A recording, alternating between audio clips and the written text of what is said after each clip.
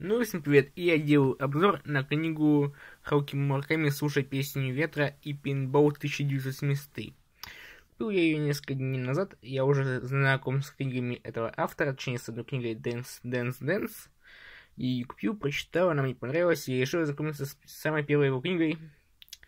И это же первая книга, точнее тут два романа у него.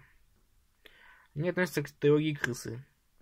Короче, я уже почитал там чуть больше 1/3 книги, и она мне, кажется, понравилась.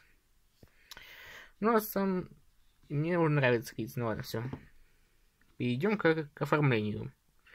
Выглядит хорошо. Книга твердый переплет. Бумага такая обычная, такая серая. Шрифт нормальный, перевод хороший. Ну, короче, рекомендую всем. Поэтому подписывайтесь на канал, ставьте лайки и до новых встреч. Пока.